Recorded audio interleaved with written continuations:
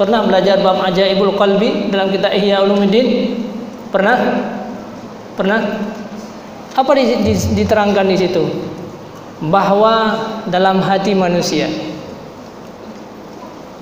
ada sifat yang namanya dengan sifat kalbi. Sifat kalbi, sifat anjing, cuma agak kasar sedikit. Imam Ghazali menyampaikan demikian, sifat kalbi. Bukan qalbi, kalbi, anjing. Kemudian pada hati manusia juga adanya sifat khinzir yang dinamakan dengan sifat babi. Adanya sifat rabbani dan adanya sifat syaitani. Ada 4 sifat yang semenjak kita lahir kita sudah membawa sifat-sifat itu. Mana yang menjadi sifat khinzir? Babi di sini babi juga. Babi, kenal babi? Anjing? Ya. Anjing dan babi itu merupakan sebuah makhluk yang diciptakan oleh Allah Subhanahu wa taala yang paling paling busuk.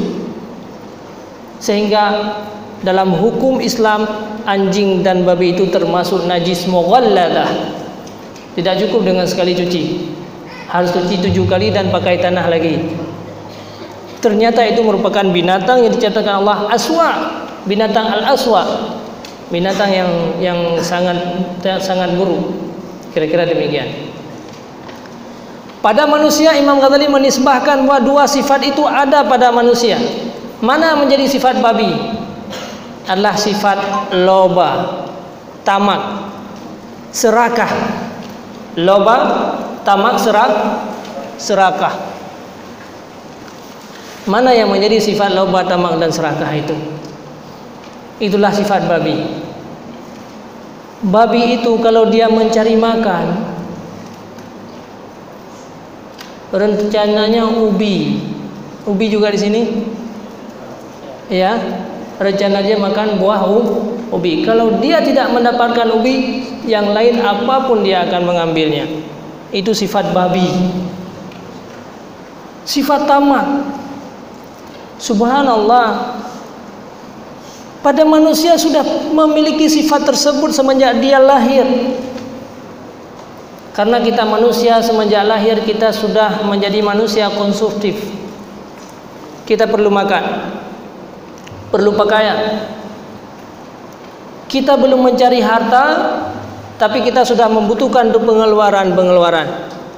Harta belum kita dapatkan, kita belum bekerja, tapi kita sudah butuh pengeluaran. Kalau ditambah lagi sifat tamak, maka pengeluaran kita semakin tinggi.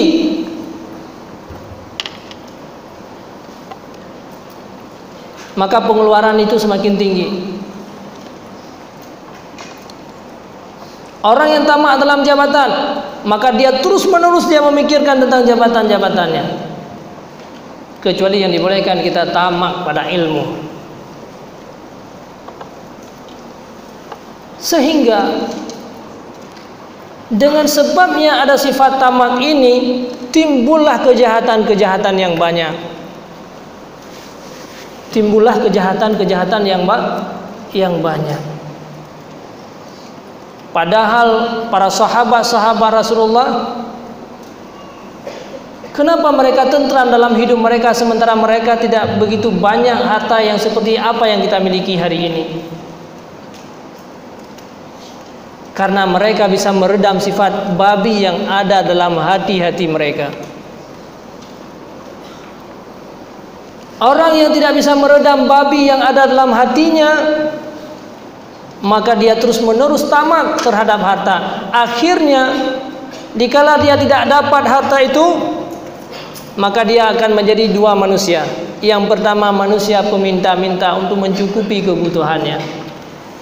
Itu masih baik, karena dia tidak ambil harta orang lain. Jadi peminta kemana-mana meminta sesuatu, tapi itu tidak baik. Ada yang lain lebih baik. Yadul ulya khairum min yadis sufla. Orang yang memberi itu jauh lebih baik daripada orang yang menemina. Kita menjadi manusia hina. tapi belum haram, tapi menjadi manusia hina. Kenapa bisa jadi manusia hina? Ada sifat khinzir, sifat loba tadi. Karena kita loba dengan sesuatu, tetapi kita tidak bisa mendapatkannya karena kurangnya harta yang kita miliki. Kurangnya harta yang kita miliki. Akhirnya ada sebagian manusia yang juga tidak cukup dengan meminta-minta. Akhirnya gara-gara sifat loba itu dia menjadi pencuri untuk menutupi kebutuhan hidupnya. Jadilah dia seorang pencuri. Jadilah orang koruptor. Jadi orang-orang yang menipu orang lain. Jadilah orang berkhianat. Dia berdagang, menipu orang lain, mengkhianati orang lain. Maka akibat daripada sifat khinzir yang ada dalam hati manusia tadi, akhirnya kita menjadi manusia yang celaka. Jangankan untuk memberi manfaat untuk umat Nabi Muhammad, malah kita menjadi manusia yang menzalimi orang lain. Padahal Rasulullah mengajarkan kita untuk menjadi khairun nas, anfa'uhum linnas. Orang yang paling baik itu adalah orang yang bisa memberi manfaat kepada orang lain, bukan orang yang bisa mengambil harta orang lain. Kalau seandainya hari ini kita ada sifat loba, sementara kebutuhan kita tidak sesuai dengan pengeluaran, maka akhirnya kita menjadi orang-orang yang menzalimi orang. Maka kezaliman terus menerus akan terjadi kepada kita. Akhirnya kita menjadi manusia celaka. Kenapa celaka? Tidak mengamalkan isi daripada Ihya Ulumuddin. Inilah manfaat, salah satunya yang manfaat. Maka dianjurkan oleh Imam Al-Ghazali dalam kitabnya itu, kita bisa meredamkan sifat tama'u yang ada dalam hati kita, sifat babi yang ada dalam hati kita, sanggup kita redamkan. Itulah merupakan manusia-manusia yang sudah bersih rohaniyahnya. Kalau sifat tamu ini bisa kita redamkan dalam hidup kita, maka bagaimanapun Allah memberikan kita masih bisa hidup di atas jalan yang lurus mustaqim. Oh, kita dijadikan oleh Allah sebagai orang-orang miskin, itu sebagai cobaan Allah Subhanahu wa ta'ala. Imam Ghazali menyampaikan bahwa kalau kita miskin, maka ada cara hidupnya, bersabar. Oh, kita dijadikan oleh Allah sebagai orang-orang kaya. Kalau kita dijadikan oleh Allah sebagai orang-orang kaya, maka jalannya untuk kita manfaatnya adalah kita bersyukur kepada Allah Subhanahu. Maka al-iman nisfani, nisfun lis-sabri wa nisfun lis-syukri. Iman itu dua perkara, sebahagiannya adalah pada nikmat, pada bersyukur, dan sebahagiannya itu adalah pada bersabar. Jadi tidak ada bedanya manusia. Lihat para sahabat, mereka tidak ada beda di antara orang yang kaya dengan orang yang miskin. Kenapa mereka tidak berbeda? Karena sama-sama berjuang. Mensyukuri nikmat itu juga bukan hal yang mudah. Karena sama-sama kita sedang berjuang, sedang menyelesaikan persoalan kita dengan Allah Subhanahu wa ta'ala. Maka kalau ini yang terjadi pada kita, maka tentu kita menjadi orang-orang yang bisa jalan di atas jalan yang benar, yang menjadi manusia yang sukses di hari akhirat. Kemudian kita kembali kepada sifat yang kedua, fi ajaibil qalbi. Dalam bab ajaibil qalbi dijelaskan tentang adanya sifat kalbi. Pada manusia itu ada sifat kalbi atau sifat bahimiyah yang namanya dengan sifat anjing. Bagaimana kira-kira sifat anjing? Anjing itu buas. Anjing itu pemarah. Maka kalau sifat pemarah yang ada pada manusia tidak bisa diredamkan, kita menuruti apa yang diinginkan oleh hati kita oleh sifat anjing tersebut, maka timbullah kejahatan-kejahatan yang banyak. Timbullah segala kejahatan-kejahatan. Setiap hari kita mencari lawan, mencari musuh. Akhirnya dari marah naik tingkat sebagai pendendam. Al-hiqdu, Jadi kenapa dendam ini bisa terjadi? Yang merupakan sifat yang tercela karena adanya marah. Orang-orang yang tidak marah kira-kira ada dendam enggak? Tidak ada dendam. Dari ghadab maka naiklah kepada al-hiqdu. Dari dendam itu naiklah kepada al-hasad. Jadilah kita sebagai orang-orang yang hasad. Al-hasadu ya'kulul hasanah kama ta'kulun nar al-hatabah. Hasud itu bisa menghilangkan, bisa membakar seluruh amal-amal kebaikan, sebagaimana kayu bakar dimakan oleh segala api bisa membakar seluruh kayu-kayu bakar tersebut. Subhanallah, dengan dua sifat ini saja, seandainya kita sanggup meredamkan dua sifat ini dengan kebaikan-kebaikan, sungguh sangat luar biasa manfaat yang akan kita dapatkan.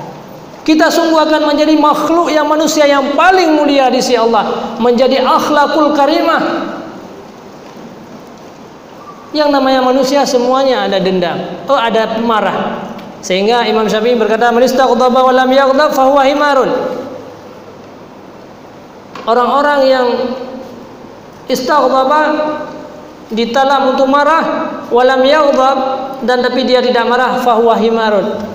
Manusia yang baik bukan tidak ada marah, tetapi dia sanggup meredamkan kemarahan, tidak mengobarkan kemarahan itu. Maka dua sifat inilah yang harus kita jaga untuk langkah kita awal, untuk menjadi manusia-manusia yang sukses dan manusia-manusia yang bahagia. Kita tahan sifat marah kita, sehingga dari sinilah menjadi hati ini yang indah, sehingga hati kita tidak buta, hati kita tidak rusak, tingkah laku kita tidak rusak akibat daripada sifat-sifat yang tercela tersebut. Rasulullah SAW dipuji oleh Allah bukan karena banyaknya ibadah, bukan karena banyaknya sembahyang yang dilakukan setiap saat. Memang salat Rasulullah itu sangat banyak sekali. Bahkan kita tidak diwajibkan, tetapi Rasulullah diwajibkan oleh Allah untuk dirinya sendiri. Tahajud pada waktu malam, kita hukumnya sunnah, sedangkan Rasulullah itu wajib. Berkurban pada hari raya, Rasulullah wajib. Sunnatun alaikum, Rasulullah mengatakan bahwa itu merupakan sunnah bagi kamu, tetapi wajib alayya, itu merupakan sebuah kewajiban di atas aku. Beliau bukan karena banyaknya ibadah, sehingga dalam Al-Quran disebutkan innaka, bagaimana kira-kira, la'ala khuluqin azim. Kemuliaan Rasulullah itu karena akhlaknya yang sangat luar biasa, sehingga Allah memuji-muji beliau dengan akhlak. Ilmu akhlak inilah yang diterangkan semuanya isi-isi dalam kitab Ihya Ulumuddin ini. Dalam ilmu akhlak.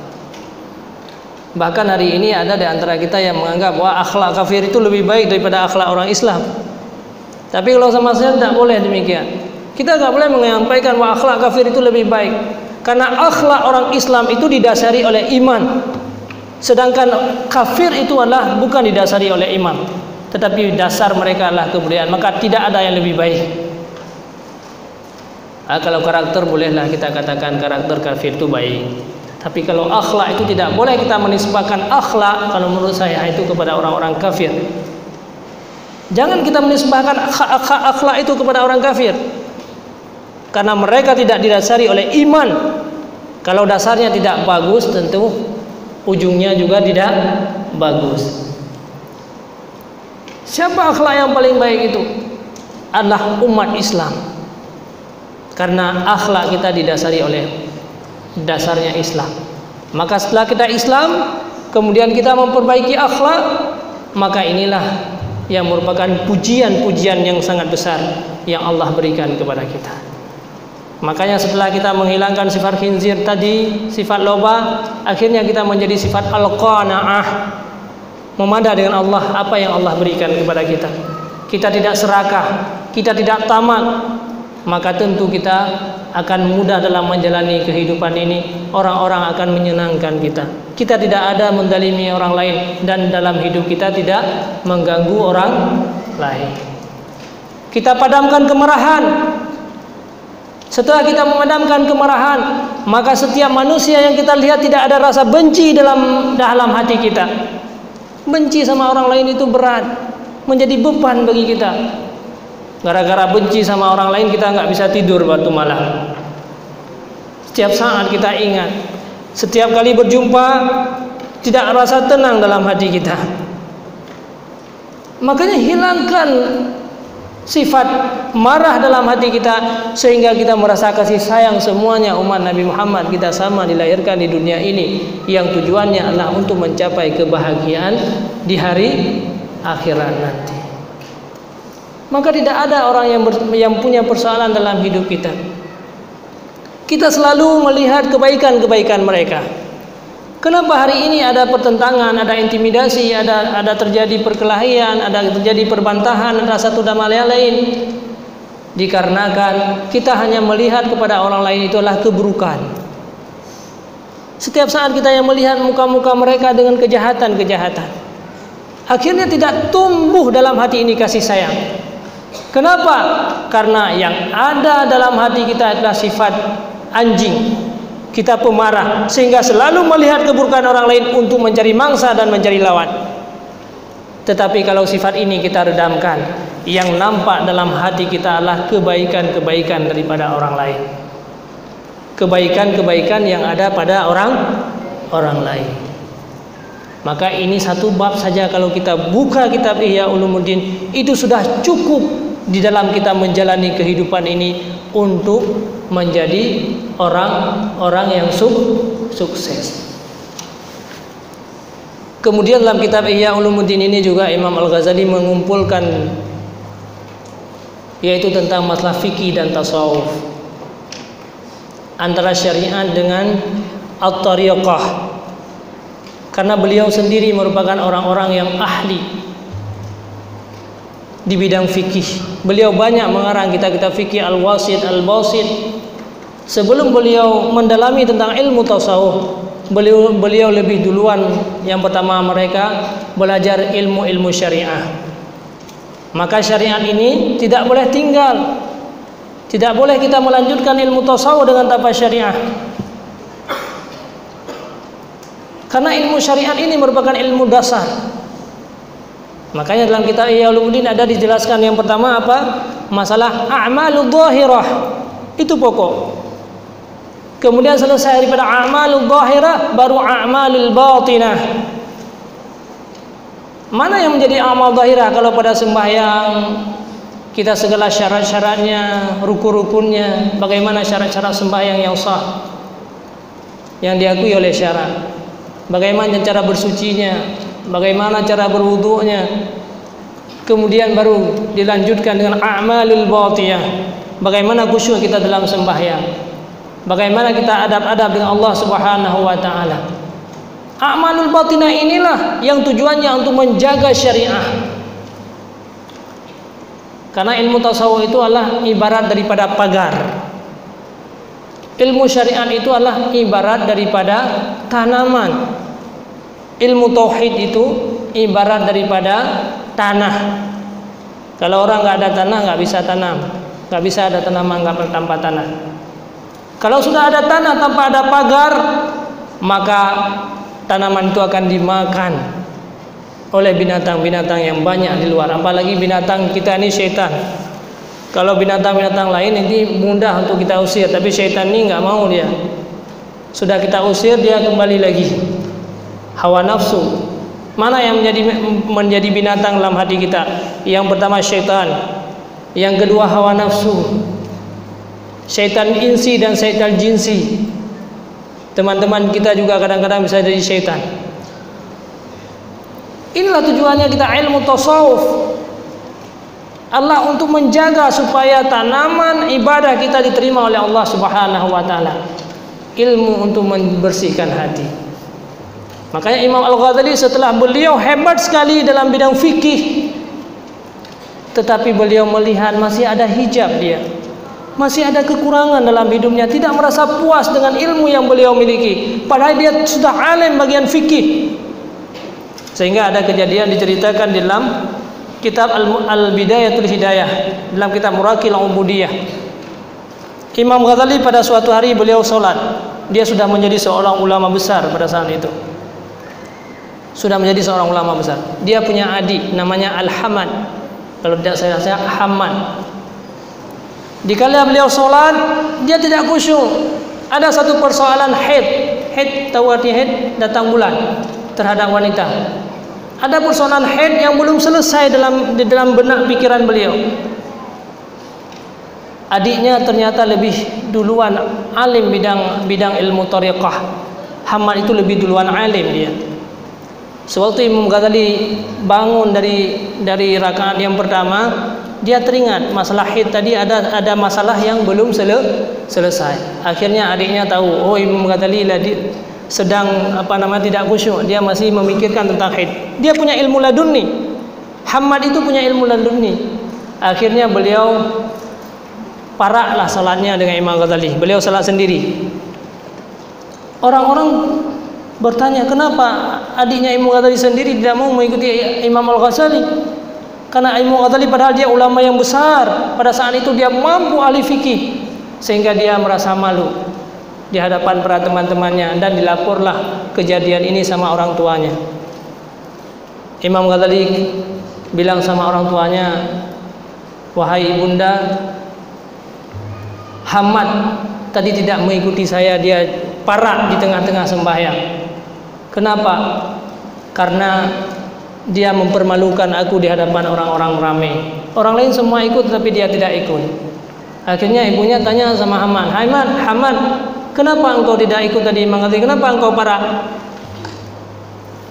Abang haid, abang ada haid, tidak sah salat. Tahu ya kira-kira? Abang sedang haid, yang namanya orang haid nggak sah salat ibu. Akhirnya Imam Ghazali timbul tanda, kok dia tahu? Ternyata dia sudah duluan mendapatkan ilmu laduni daripada Allah Subhanahu wa taala. Kalian beliau bertanya kepada adiknya, wahai Hamad, aku sudah banyak ilmu yang kupelajari secara muktasab, tapi dari mana ilmu ini? Siapa yang menjadi guru engkau? Ya, singkat cerita beliau akhirnya belajarlah pada seorang guru daripada Hamad. Maka sejak itulah dia mendalami tentang ilmu thariqah. Setelah 40 tahun dia suluk,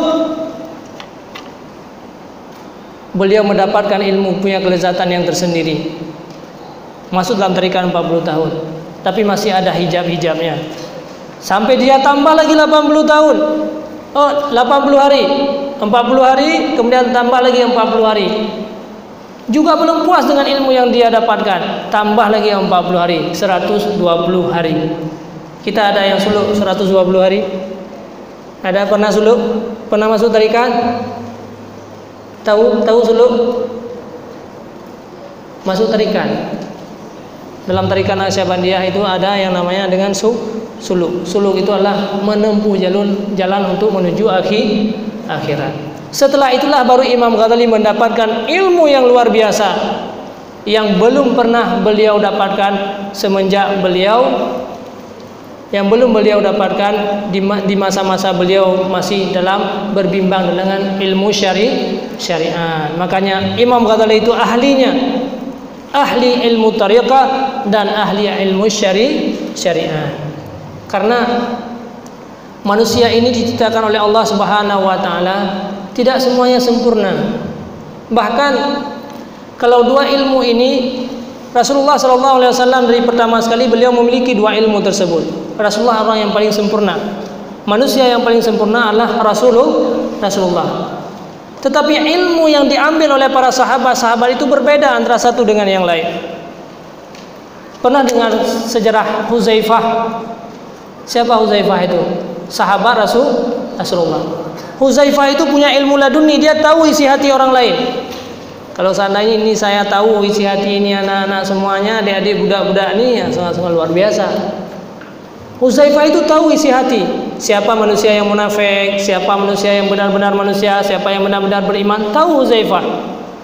Para Sayyidina Umar yang merupakan sahabat yang paling dekat dengan Rasulullah SAW dan merupakan khalifah, beliau juga bertanya kepada Huzaifah, ya Huzaifah, lihatlah hatiku ini, apakah aku termasuk munafik ataupun tidak? Tidak, engkau tidak wahai Umar. Sehingga Umar waktu ada orang yang meninggal, dia lihat dulu Huzaifahnya ada ikut apa enggak. Kalau Huzaifah enggak ikut, oh enggak usah sholat, itu tandanya orang munafik. Itu kelebihan Huzaifah. Orang-orang bertanya, ya Huzaifah, min aina wajadta hadzal ilm? Wahai Huzaifah, dari mana engkau mendapatkan ilmu ini? Khassani Rasulullah sallallahu alaihi wasallam. Aku ini dikhususkan oleh Rasulullah. Kenapa engkau dikhususkan ilmu seperti ini? Oh, berbeda antara aku dengan kalian. Engkau dikala datang kepada Rasulullah, apa yang kau tanyakan? Ayyul a'malu khairun? Ya Rasulullah, a'tini a'malu khair. Berikan kepadaku sesuatu amal yang paling baik. Tetapi saya bertanya kepada Rasulullah, ya Rasulullah, sampaikan kepada aku keburukan yang paling buruk.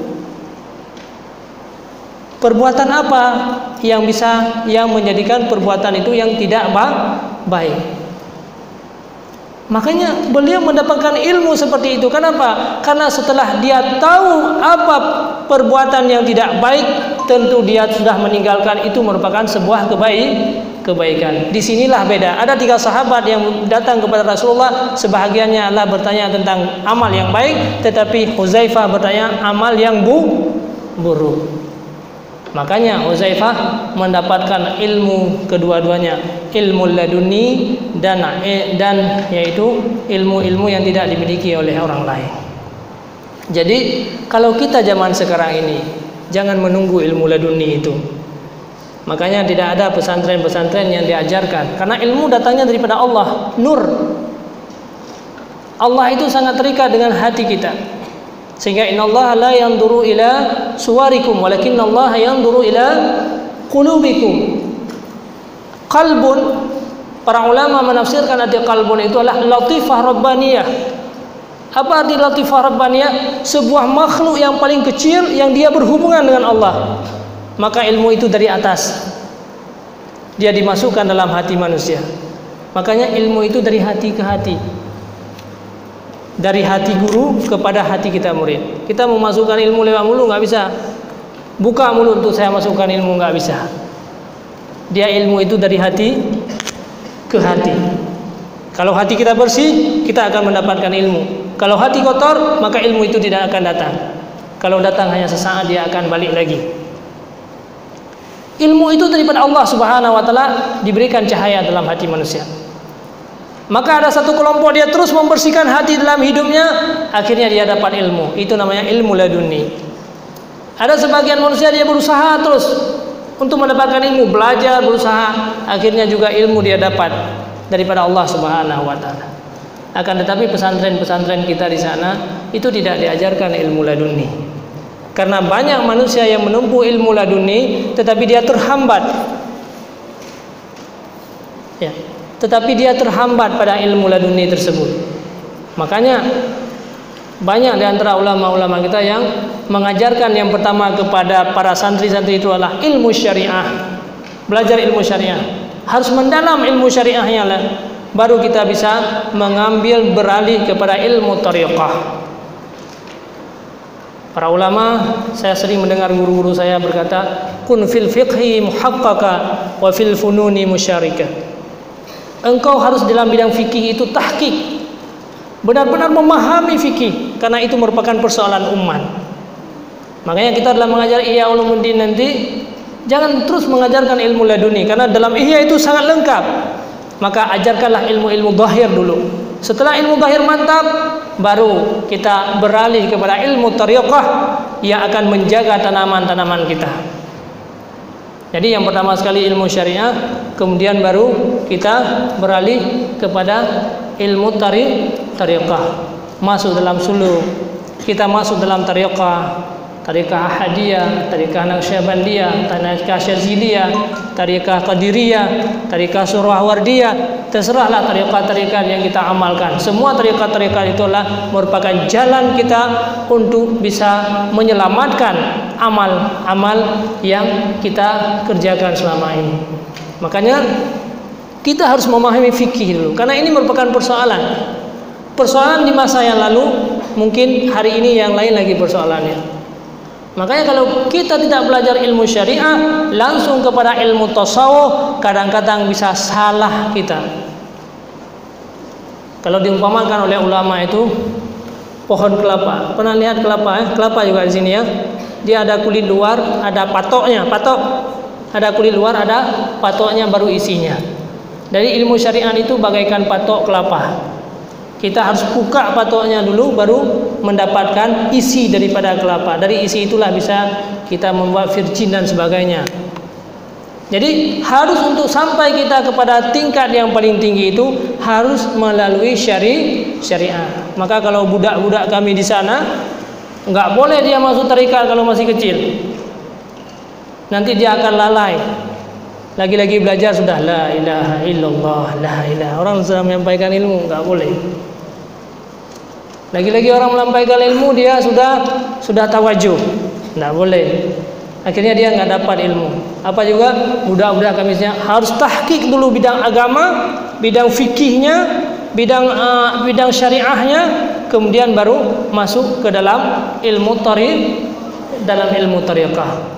Jadi setelah kita benar-benar memahami ilmu syariah, kemudian baru kita beralih kepada ilmu tariqah.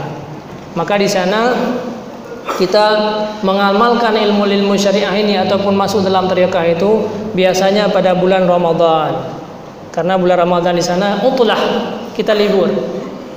Jadi pada bulan Ramadan itu utlah, sehingga kita ada di sana mengembangkan yang namanya dengan tariqat Naqsyabandi. Pernah dengar tariqat Naqsyabandi? Yang di tariqat Naqsyabandi Al-Khalidiyah Al-Waliyah. Jadi dasarnya juga dari Al-Khalidiyah. Naqsyabandi itu sama, sebenarnya sama semuanya, cuman kadang-kadang di ujungnya saja berbeda. Naqsyabandiyah Qadiriyah, Naqsyabandiyah Al-Waliyah. Kalau kami Khalidiyah Al-Waliyah, karena tergantung kepada pengembangnya siapa. Maka akhirnya diberikan nama-nama di ujungnya. Itu yang punya silsilah. Kalau kita mau masuk tariqah nanti harus masuk kepada tariqah yang punya silsilah, yang punya sanad sampai kepada Rasulullah. Supaya kita dalam menjalani, karena murabbi ini harus hati-hati. Gak boleh murabbi jadi siapapun. Jadi murabbi ini harus benar-benar orang yang ahli, orang yang alim, orang yang majzub, orang yang punya ilmu yang tinggi. Jadi di sana kita telah mengembangkan tentang tariqat Naqsyabandiyah. Setelah mereka, anak-anak kita, budak-budak kita itu memahami fikih secara mendalam, kemudian baru kita lanjutkan dengan ilmu tasawuf atau ilmu tariqah. Mereka masuk suluk. Kewajiban terhadap mereka untuk masuk suluk, untuk menjaga amal-amal, untuk menjaga hati-hati mereka. Karena kenapa? Karena Imam Malik pernah berkata, man tasawwafa man tasyarra'a wa lam yatasawwaf faqad tafassaqa. Itu kata Imam Malik, dan juga disebutkan dalam kitab Ihya Ulumuddin oleh Imam Al-Ghazali. Man tasyarra'a, orang yang belajar ilmu syariah, belajar ilmu amal-amal zahir, tetapi dia tidak mendalami dengan ilmu batin, faqad tafassaqa, dia suatu hari akan menjadi orang-orang fasik. Dia pasti akan terlanjur, tergelincir, dia tidak akan sanggup menahan dirinya, pasti dia akan menjadi orang-orang yang maksiat kepada Allah. Maka waman tasawwafa wa lam yatasyarra faqad tazandaka, orang yang terus belajar ilmu tasawuf tapi tidak mengerti ilmu syariah, faqad tazandaka, naudzubillah, dia akan menjadi zindik, menjadi orang-orang kafir. Dia anggap saya sudah sangat dekat dengan Allah, tidak wajib lagi sembahyang, tidak wajib apapun lagi. Akhirnya dia terjerumus kepada kekufuran. Naudzubillah, semua naudzubillah. Mungkin waktunya juga sudah tiba nih, kira-kira hanya ini yang bisa saya sampaikan, ya. Hanya ini saja yang bisa saya sampaikan. Mudah-mudahan ada manfaatnya nanti. Kalau mau tanya, saya boleh untuk bertanya, karena apa yang tidak paham, karena bahasanya juga berbeda kadang-kadang. Yang kurang paham apa penyampaian saya tadi, mungkin ada 5 menit lagi boleh untuk bertanya, silakan. Yang menyangkut dengan persoalan at-tariqah dan tentang ilmu syariah dengan ilmu at-tariqah, silakan para adik-adik budak-budak yang ingin bertanya, silakan.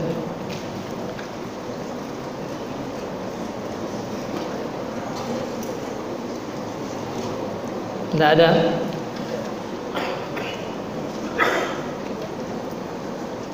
Ada yang ingin? Nggak ada kira-kira? Ya kalau nggak ada nggak apa-apa.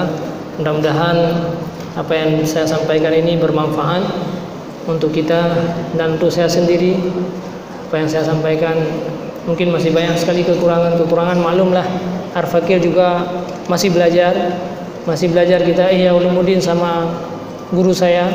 Beliau namanya Syekh Haji Hasanul Basri bin Haji Gading. Walaupun beliau sudah menamatkan Ihya berkali-kali, tapi saya juga masih belajar Ihya sama beliau, masih belajar setiap saat, setiap subuh masih belajar. Beliau mengajarkan, umur beliau 70 tahun. Sebenarnya yang hadir untuk acara kita beliau, cuman karena kesehatan beliau yang tidak mungkin untuk hadir. Mudah-mudahan Allah memberikan kesehatan, bisa bertemu kadang-kadang pada satu saat dengan kita semua di sini. Assalamualaikum warahmatullahi wabarakatuh.